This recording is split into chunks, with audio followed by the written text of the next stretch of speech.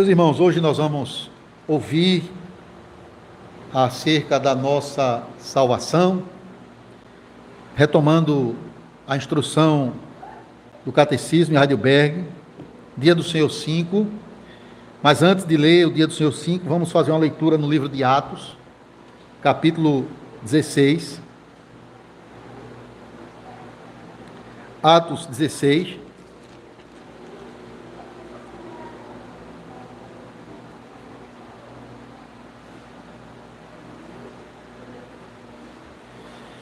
Nós passamos 3 domingos falando, sobre a nossa miséria, a nossa situação, pecadores, culpados.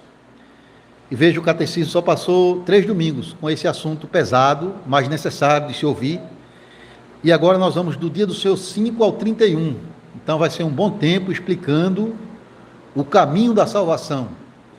E hoje nós vemos aqui, no dia do Senhor 5, a introdução acerca do ensino da nossa salvação. Esse é o assunto mais importante, irmãos. Nós temos tantas coisas na nossa cabeça, tantos assuntos, tantas preocupações, mas a principal delas é estarmos em paz com Deus. É a nossa reconciliação com o Senhor. É estarmos caminhando neste caminho que leva à vida eterna. Atos 16, do verso 11 ao 18. Aqui nós temos a explicação de Paulo, da viagem missionária de Paulo em Filipos, alguns acontecimentos. Atos 16, 11. Tendo, pois, navegado de Troade, seguimos em direitura a Samotrácia, no dia seguinte a Neápolis. E dali a Filipos, cidade da Macedônia, primeira do distrito e colônia. Nesta cidade permanecemos alguns dias. No sábado, saímos da cidade para junto do rio, onde nos pareceu haver um lugar de oração. E assentando-nos, falamos às mulheres para que ali tinham concorrido. Certa mulher chamada Lídia, da cidade de Tiatira, vendedora de púrpura, temente a Deus, nos escutava. O Senhor lhe abriu o coração para atender às coisas que Paulo dizia. Depois de ser batizada, ela e toda a sua casa, nos rogou, dizendo: se julgais que eu sou fiel ao Senhor, entrai em minha casa e aí ficai. E nos constrangeu a isso. Aconteceu que, indo nós para o lugar de oração, nos saiu ao encontro uma jovem possessa de espírito adivinhador, a qual, adivinhando, dava grande lucro aos seus senhores. Seguindo a Paulo e a nós, clamava, dizendo: estes homens são servos do Deus Altíssimo, e vos anunciam o caminho da salvação. E isto se repetia por muitos dias. Então Paulo, já indignado, voltando-se ao Espírito, disse ao Espírito: em nome de Jesus Cristo, eu te mando, retira-te dela. E ele na mesma hora saiu. Vamos ler juntos o versículo 17, irmãos. Seguindo a Paulo e a nós, clamava, dizendo: estes homens são servos do Deus Altíssimo e vos anunciam o caminho da salvação. O assunto da pregação hoje é o caminho da salvação. Dia do Senhor 5, Catecismo, Dia do Senhor 5, segunda parte, a nossa salvação, perguntas 12, 13, 14 e 15. Eu vou fazer a pergunta e todos juntos falamos a resposta. 12. Se pelo justo julgamento de Deus merecemos tanto castigo temporal quanto eterno, como então poderemos escapar dessa punição para sermos novamente recebidos em graça. Deus requer que a sua justiça seja satisfeita. Por isso, nós mesmos devemos satisfazer completamente essa justiça, ou outro deve fazer isso por nós. 13. Podemos nós mesmos satisfazer essa justiça? Certamente que não. Pelo contrário, todos os dias aumentamos a nossa dívida. Pergunta 14. Qualquer mera criatura pode satisfazê-la por nós? Não. Primeiro, porque Deus não castigará outra criatura pelo pecado que o homem cometeu.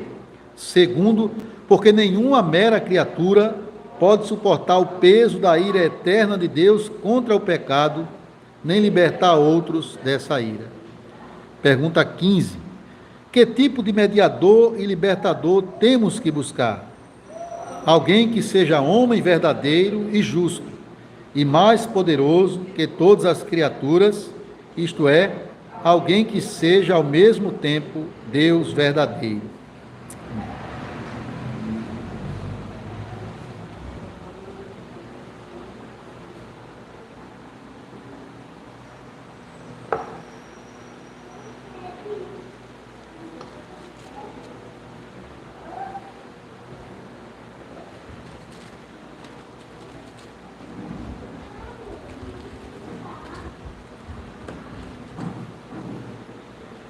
Amada igreja, nosso Senhor Jesus Cristo, aqui na seção que fala sobre nosso pecado e miséria, o Catecismo revelou de uma forma breve, mas também clara e direta, a nossa condição de pecadores corrompidos e culpados diante de Deus. O Dia do Senhor 3 destacou a origem e a profundidade da nossa miséria, e o Dia do Senhor 4 expressou a triste notícia de que nós estamos diante do tribunal de Deus, sendo condenados a uma punição justa e severa, a condenação eterna em corpo e alma. Ou seja, irmãos, estamos, por assim dizer, num beco sem saída, sem ter para onde ir. E nós já esgotamos todas as nossas desculpas, porque o Dia do Senhor 3, as perguntas que são feitas são tentativas de justificar os seus erros. Será que Deus não é injusto em punir o homem? Será que Deus não pode abandonar o seu castigo? Mas Deus não é também misericordioso? E agora, irmãos, depois de ter esgotado todas as nossas desculpas, nós só podemos fazer uma coisa: confessar a nossa culpa, curvar-nos diante do nosso Deus humilhados. E é exatamente assim que a segunda parte do Catecismo começa. Essa sessão que agora vai falar da nossa salvação, ela começa na pergunta 12 com uma confissão. Isso mesmo. Depois de apresentar justificativas, o pecador, vendo que não tem para onde ir ou para onde sair, ele confessa a sua condição. De acordo com o justo julgamento de Deus, merecemos castigo temporal e eterno. Então é a confissão de um pecador, consciente da sua condição. Eu sou um pecador miserável, eu mereço o castigo de Deus. Veja, irmãos, para buscar a saída, para encontrar o caminho da salvação, é necessário que haja diante de Deus um coração contrito, um coração quebrantado, um coração que não só reconhece a sua condição miserável, mas também que anseia e busca por uma saída.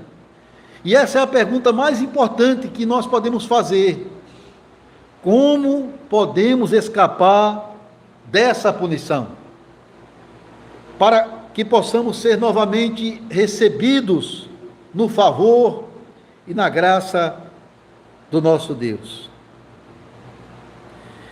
Irmãos, existe apenas um único caminho, uma única saída para escaparmos da punição do inferno.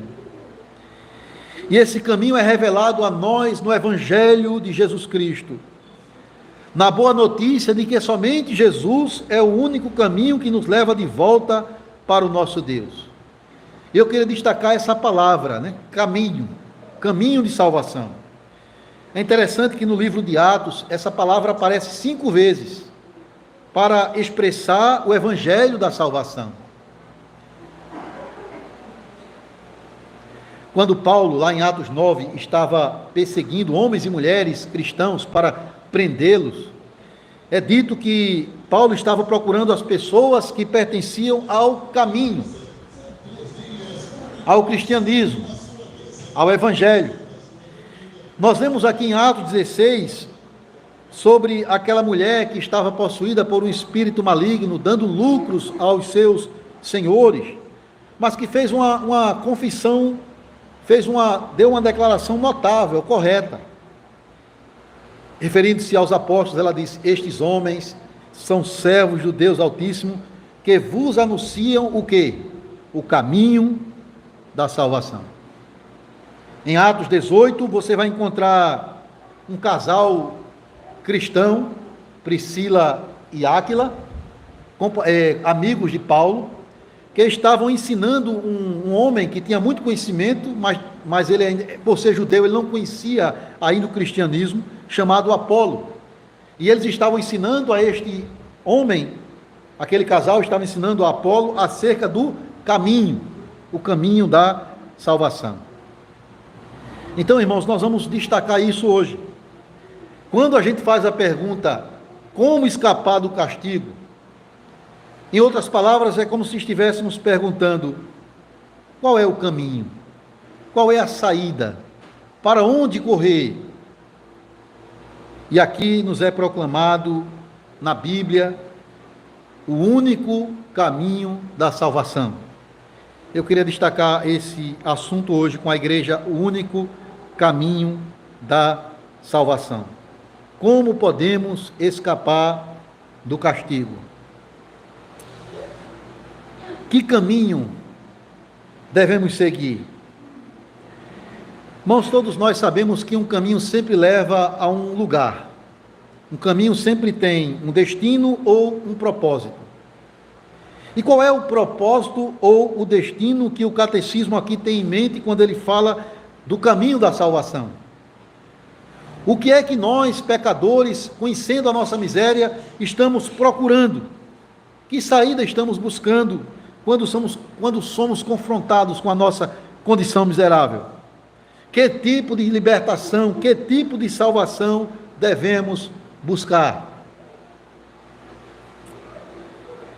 Irmão, se tem um termo que é mal compreendido por muitas pessoas no meio cristão, é o termo salvação. As pessoas não compreendem o que significa isso. Porque para você entender o que é a salvação na sua essência, você tem que primeiro entender o que é o pecado. Você vê a forma barata e fácil como se fala de salvação por aí afora. Salvação se limita a você ser curado de uma enfermidade, se limita a você prosperar na sua vida financeira, a você ganhar o mundo na terra. Não. Salvação, irmãos, é a libertação de algo terrível chamado pecado.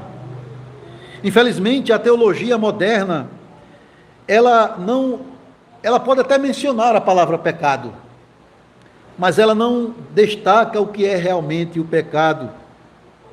E, portanto, a salvação, essa palavra, ela tem sido usada de uma forma insensata, incompreendida, tem sido vista como uma coisa fácil de ser alcançada pelo homem, uma coisa barata que você pode comprar. Porém, irmãos, a salvação, ela não é algo simples, não é algo facilmente adquirido. Se fosse assim, Deus não precisaria ter enviado seu Filho ao mundo. Então, salvação é algo muito profundo, precisa ser entendido por nós o que significa. E é muito bom observar aqui, logo no começo do catecismo, que começa a tratar da doutrina da salvação, como ele define a salvação aqui. Em dois aspectos. A própria pergunta 5, aliás, 12, ela já nos mostra que a salvação tem dois aspectos, dois elementos. Escapar da punição, do castigo do inferno, é o primeiro aspecto.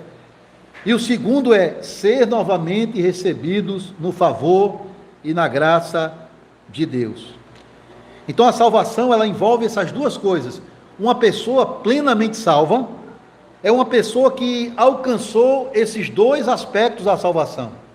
Ela foi liberta do juízo, da condenação do inferno, ela foi novamente aceita na presença de Deus. Esse primeiro aspecto aqui não é o único, mas faz parte da salvação. Ser liberto da punição eterna do corpo e da alma que nós merecemos. Que é outra forma de falar acerca da condenação do inferno. Se tem uma coisa que todo mundo deseja é não ir para o inferno. Se tem uma coisa que o ímpio, o pecador, ele deseja é não ter que prestar contas a Deus e ser condenado eternamente. Então essa pergunta ela é válida, é necessária, é urgente. Como escapar do inferno? Como ser liberto da condenação eterna?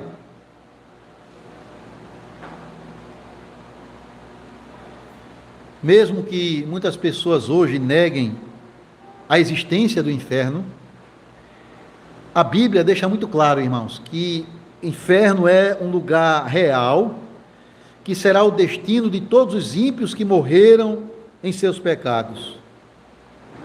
Então existe uma estrada diante de nós que leva para a desolação eterna do inferno. E a preocupação nossa é como escapar dessa punição. O problema é que muitas pessoas estariam apenas satisfeitas em apenas receber esse primeiro elemento da salvação, ser liberta do inferno. Se não tivesse o inferno no final do seu caminho, as pessoas poderiam viver a sua vida relativamente em paz. E essa é a razão porque muitos negam a realidade do inferno, viver em seus pecados sem prestar contas a Deus.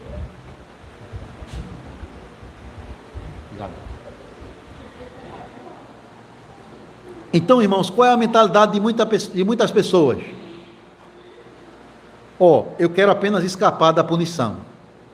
Quanto ao mais, não me importo. Eu apenas quero ficar livre da condenação. Mas veja, salvação vai além disso. Salvação significa também, e esse é o segundo elemento, ser novamente aceito, recebido em graça. Ou seja, voltar a desfrutar do favor de Deus. Então, salvação não é apenas uma estrada que se fecha para o inferno, mas é também um caminho que se abre para o céu. Não é suficiente apenas escapar da punição. É preciso ir além disso, irmãos.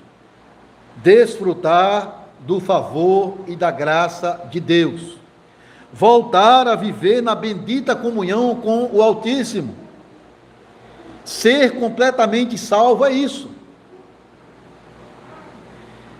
Imagine, se Deus, o Pai, apenas dissesse assim para nós: ok, eu não vou punir você no inferno, você está livre da condenação, porém, eu não quero mais ter contato com você, você não tem lugar na minha casa, na minha presença.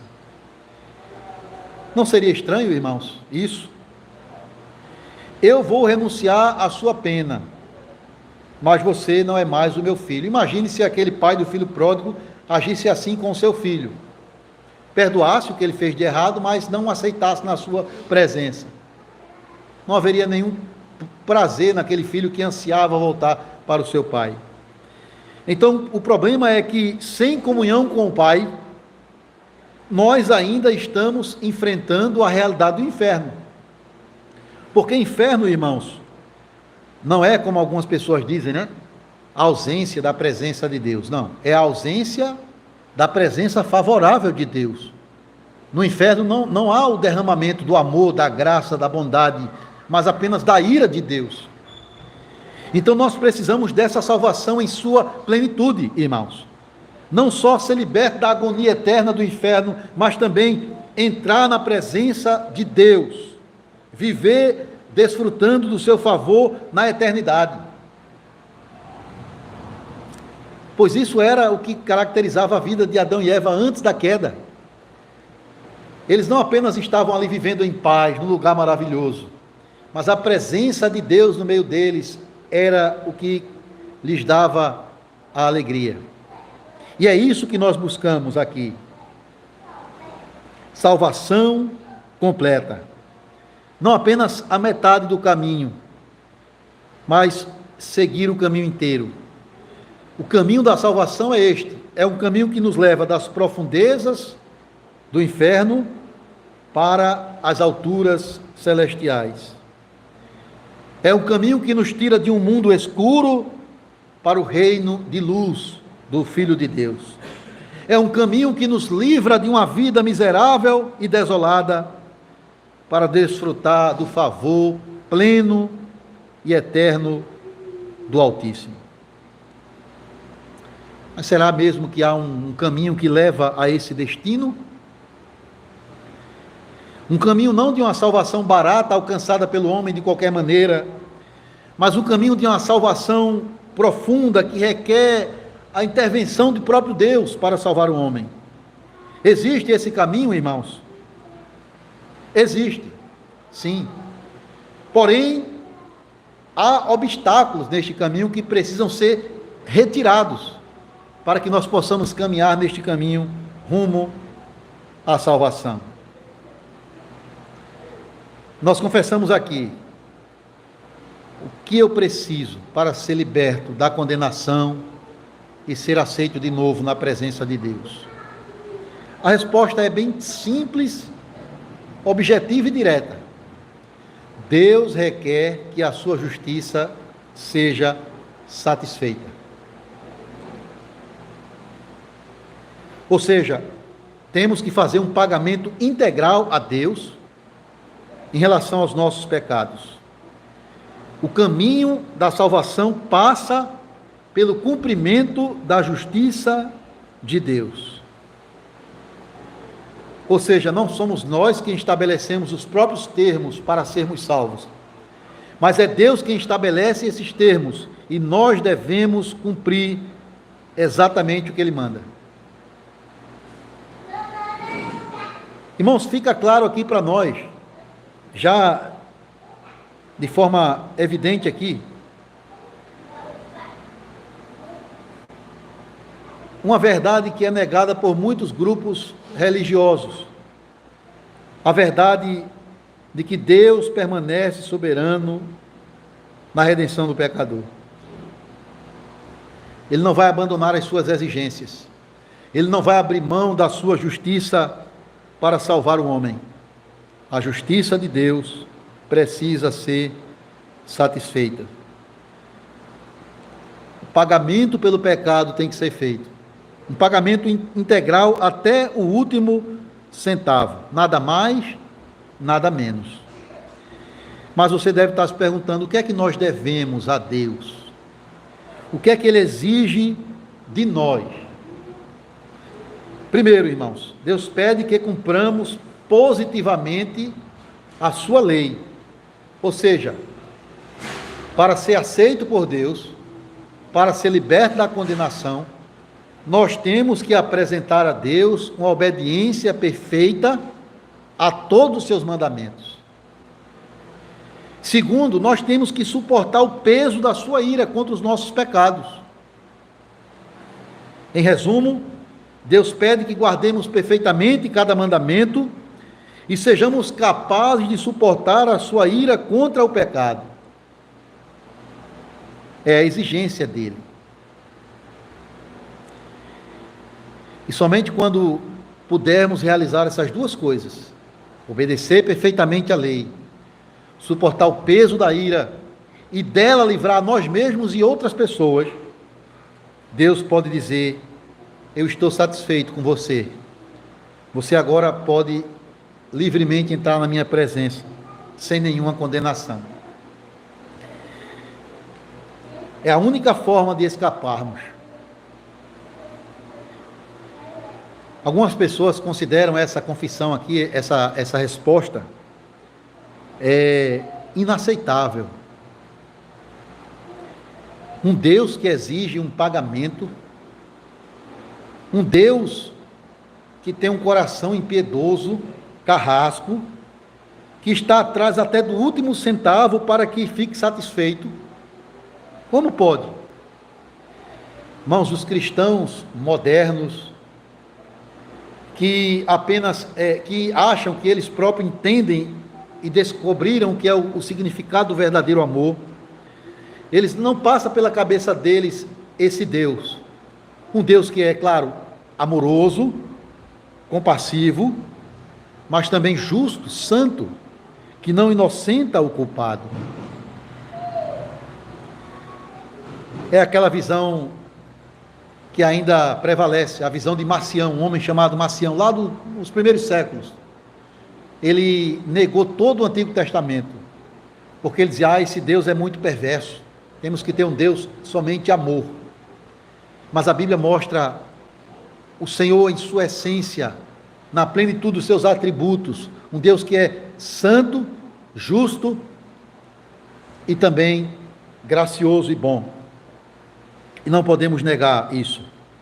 A Bíblia deixa clara, o único caminho para ser salvo é cumprir a justiça de Deus. A pergunta é, podemos nós satisfazer essa justiça? A resposta direta do catecismo é, não podemos de maneira nenhuma. E esse é o obstáculo, irmãos. Esse é o problema. Essa é a pedra enorme que temos que remover do caminho. Mas nós não podemos. Quem aqui é capaz de cumprir perfeitamente os mandamentos de Deus? Quem aqui pode suportar o peso da ira de Deus, irmãos? Para livrar a sua própria pele e de outras pessoas? Nenhum de nós. No Salmo 130, o salmista diz, se Deus se lembrasse dos nossos pecados, quem de nós permaneceria de pé? Se ele levasse em conta as nossas iniquidades para puni-las conforme elas merecem, quem de nós prevaleceria? Nenhum de nós. E para piorar a situação, a confissão diz que não podemos satisfazer a justiça de Deus por nós mesmos, nenhuma outra criatura pode fazer isso por nós, e ainda mais, a cada dia aumentamos a nossa dívida com Deus. Olha só, irmãos, a situação. É como se você estivesse num beco que não tem saída, você está numa rua sem saída, e de repente uma pedra enorme é colocada na frente dessa única saída. Não tem para onde você ir. Você não tem força para retirar a pedra. É a nossa condição quando o assunto é alcançar a salvação. Mas notem a busca pela salvação. Isso é maravilhoso. Aqui, as perguntas do catecismo é você mesmo, crente, procurando uma saída. No dia do Senhor 4, você apresentou um monte de justificativa para os seus erros. Mas Deus não é injusto em condenar o homem. Mas Deus não poderia abrir mão do seu castigo. Mas o Senhor, ele também não é misericordioso. E agora você caiu em si. No dia do seu 5, eu mereço o castigo, eu sou um pecador. E aí você agora está buscando uma saída. Como escapar? Qual o caminho? Como retirar essa pedra do caminho? Como remover o obstáculo? Aí o catecismo, ele não mede as palavras, ele fala com seriedade e sinceridade. Você não pode, você não tem condição. E aí você apela, mas será que alguma outra criatura pode fazer isso por mim? Do mundo animal ou do mundo angelical, um animal, um anjo, não poderia satisfazer a justiça de Deus no meu lugar? A resposta do catecismo é não, porque Quem pecou foi o homem. É o homem quem deve prestar conta dos seus erros. É claro que você pode pensar naqueles animais que eram sacrificados lá no Antigo Testamento para fazer a expiação pelos pecados. Na verdade, não era o sangue daqueles animais em si mesmo que purificava, eles apontavam para um pagamento integral que viria lá na frente, por meio do Cordeiro de Deus. Mas o homem tem que pagar, esse é o ponto. A alma que pecar, essa morrerá. E a outra razão é que nenhuma criatura pode suportar o peso da ira de Deus contra o pecado para libertar a si mesmo ou a outros dessa ira.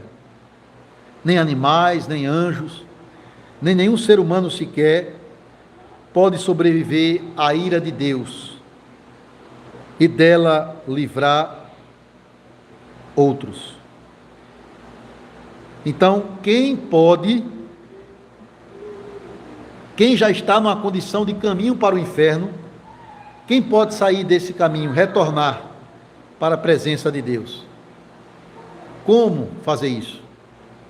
A resposta foi simples: satisfaça a justiça de Deus, cumpra os mandamentos de Deus perfeitamente, suporte a sua ira contra o pecado,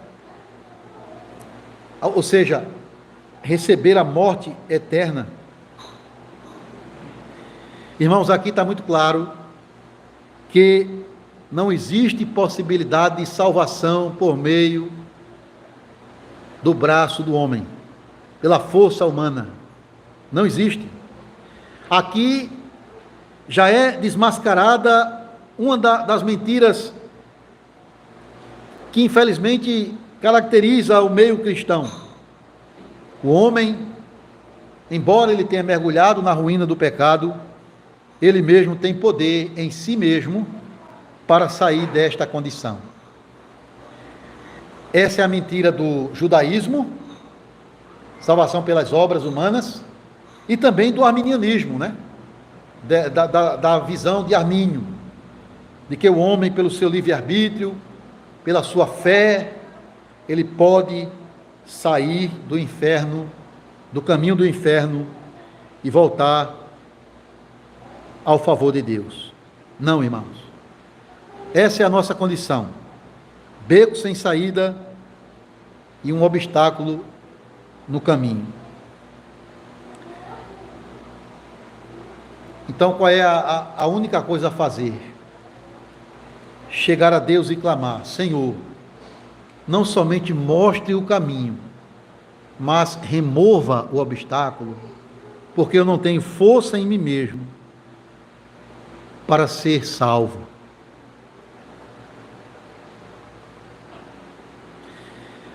Agora, por que é que Deus faz isso? E o catecismo, seguindo a Bíblia, faz a mesma coisa. Por que é que Deus nos mostra que não há alternativa para nós? Que nós não podemos fazer a nossa própria salvação. Por que o catecismo faz isso? Para você buscar a única fonte segura de salvação, que é Deus. Para você recorrer e buscar o único caminho que Ele mesmo estabeleceu para redimir o homem.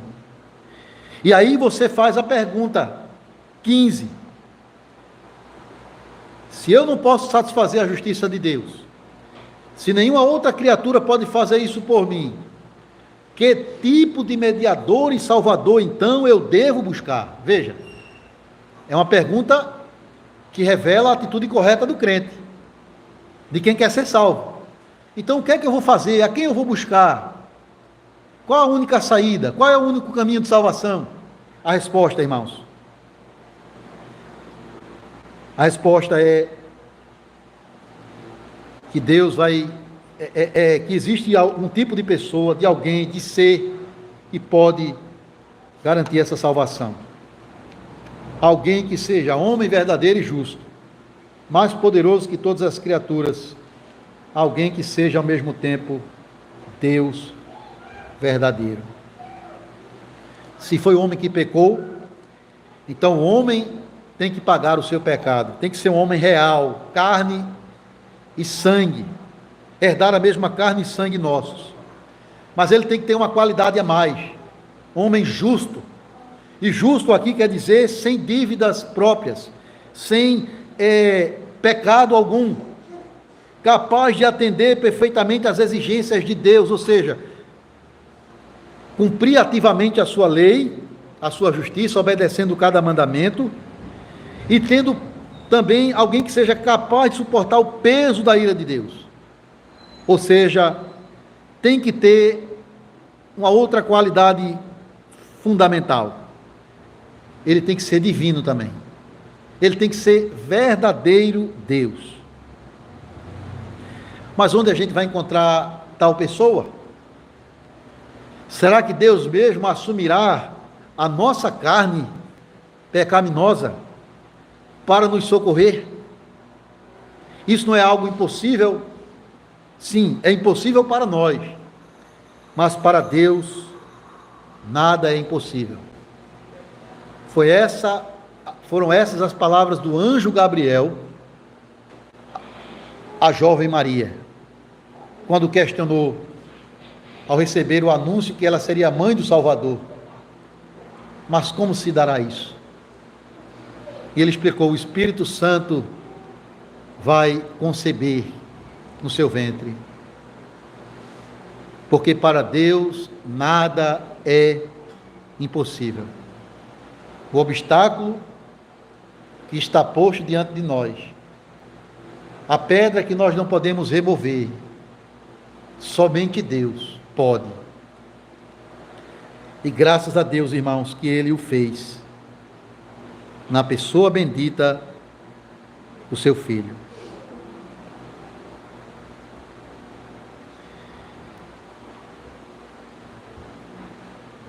Ele não era obrigado a fazer isso. Na verdade, se Deus lançasse toda a humanidade no inferno, estava tudo certo. A sua justiça foi feita. Mas Ele teve compaixão de nós. Ele não só abriu o caminho, Ele estabeleceu o caminho. Irmãos, nós precisamos reconhecer isso. Primeiro, que Deus não era obrigado a nos salvar. Não. Mas foi a sua livre e soberana graça. Foi o seu grande amor e a sua misericórdia que o motivou a nos redimir. Por isso a gente tem que dizer como Jó. Num certo momento, Jó ele fez a seguinte confissão: ainda que eu fosse justo, e ele era um homem íntegro, ainda que eu fosse justo, não responderia nada ao meu Deus. Antes, ao meu juiz, olha como ele chama Deus, ao meu juiz, eu clamaria por misericórdia. Davi, no Salmo 51, o que é que ele faz? Pequei contra ti, Senhor, contra ti somente. Fiz o que é mal diante dos teus olhos. E olha o que ele confessa: de modo que tu, Senhor, és justo no teu falar e puro no teu julgar. Não existe outra saída, irmãos, a não ser se humilhar diante de Deus, clamar, implorar, para que Ele venha até nós com a sua graça, exponha e abra o caminho da redenção para nós. Graças a Deus que Ele fez isso.